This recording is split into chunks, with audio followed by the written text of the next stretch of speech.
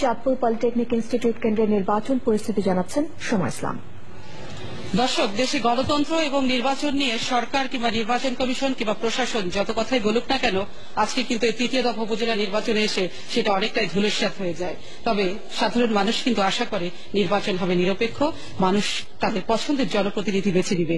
আজকে যদি আমরা পলিটেকনিক ইনস্টিটিউটের যেটা ভোট কেন্দ্রে এসেছি, প্রত্যেকটা ব্যালট পেপারে দেখা যাচ্ছে সিল দেওয়া আছে, প্রত্যেকটা ব্যালট পেপারে সিল দেওয়া হয়ে গেছে। এখানে ভোটার উপস্থিতি একদম নেই, কিন্তু প্রতিটা ব্যালট পেপার যদি আমরা দেখাই, যে দেখতে পাচ্ছেন যে প্রত্যেকটা ব্যালট পেপারে কিন্তু সিল দেওয়া আছে। এবং আমরা সবচেয়ে যেটা বড় কথা দেখাতে যাচ্ছি যে এখানে কিন্তু কোনো ব্যালট পেপারে কোনো ভোটার উপস্থিতি নেই, কিন্তু আপনারা দেখছেন যে এই যে ব্যালট পেপারে সিল দেওয়া, তিনটা যে ব্যালট পেপার আছে প্রত্যেকটা ব্যালট পেপারে সিল দেওয়া হয়ে গেছে। এবং এই সিল দেওয়া চিত্রটি দেখানোর বোঝাতেই হয়তো আপনারা বুঝতে পারছেন যে এখানে নির্বাচনের পরিবেশটা কেমন। এবং আমরা যদি আরেকটু দেখাতে চাই যে নির্বাচনের সময় প্রশাসন বাইরে কিন্তু আছে, তারপরে নির্বাচনের এই যে কক্ষের মধ্যে যারা আছেন তারা কারা, এই প্রশ্ন হয়তো জনগণ আপনারা এই ছবি দেখে বুঝতে পারছেন ওনারা কারা। আমরা যদি কথা বলি আপনাদের সাথে, একটু দাঁড়াবেন ভাই, একটু কথা বলি। আপনারা কারা, আপনারা কি করতে এসেছেন এই ভোট কক্ষের মধ্যে? আমরা ভোট দিতে এসেছি। তো ভোট কি আপনার দেওয়া হয়ে গেছে? এখন তো দেওয়া হয়ে গেছে। কারা দিয়েছে যাই না, এখন আপনাদের করণীয়টা? চলে যাবো বাড়িতে। আপনার ভোটটা কি দিতে পেরেছেন? না, আমি আসছি তো এখন ভোট দিতে, সারাদিন ব্যবসা নিয়ে ব্যস্ত, আসলাম ভোট দিতে। আপনারা দেখলেন যে আমরা সকাল থেকে কোচে উপজেলায় কিন্তু বিভিন্ন ভোট কেন্দ্রে গিয়েছি এবং এখানে যে ভোটের কারচুপি হচ্ছে সেটা আমরা সচিত্র বিভিন্ন অভিযোগ শুনেছিলাম, কিন্তু আমরা দেখালাম এখন যদিও এই নির্বাচন এই কেন্দ্র কক্ষের যে দায়িত্বে আছেন, আমরা আপনার সাথে কথা বলবো। আপনি কি একটু জানাবেন যে এই ব্যালট পেপারগুলো প্রত্যেকটা ব্যালট পেপারের সিল কোথা থেকে আসলো?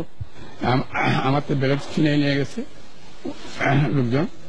আমি প্রিসাইডিং অফিসার গেছি, স্যারও আসছে, স্যার আসছে এখানে পরিস্থিতি দেখে স্যার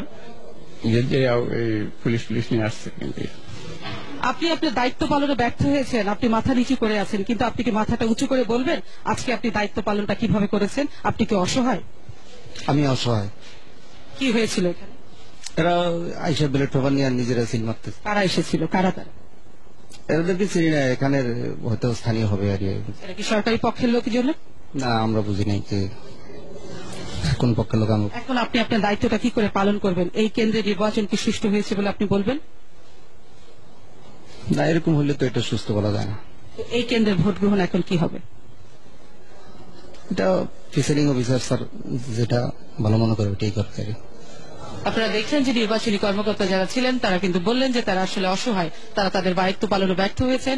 আর এভাবেই যদি ভোট কেন্দ্রগুলো চলতে থাকে এবং এভাবে যদি ভোট কিংবা গণতন্ত্রের চিত্র চলতে থাকে, তাহলে উপজেলা নির্বাচনগুলোতে কিন্তু বারবারই সাধারণ মানুষ এবং প্রশাসনের কাছে সাধারণ মানুষ কিন্তু একটি দাবি তুলেছিল যে উপজেলা নির্বাচনটাকে যেন নিরপেক্ষ রাখা হয়। এবং আপনারা দেখছেন যে যেটি বলার আর অপেক্ষা রাখে না, যে সরকারি দলের যে বিভিন্ন কর্মী এবং সমর্থক যারা আছেন তারা কিন্তু এইভাবে ব্যালট পেপার ছিনিয়ে নিয়ে তারা প্রত্যেকটা ব্যালট পেপারে তারা সিল মেরেছেন। এবং এই সিল মারার কারণে নির্বাচনী যারা কর্মকর্তা আছেন তারা কিন্তু অসহায়, ভীত, আতঙ্কিত।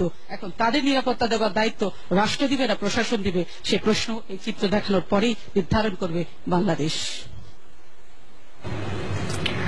ফরিদপুর সদর উপজেলায় কবি জসিমউদ্দিন উচ্চ বিদ্যালয় কেন্দ্রে আছেন ওবায়দুল রশিদ, তার কাছে জানবো সেখানকার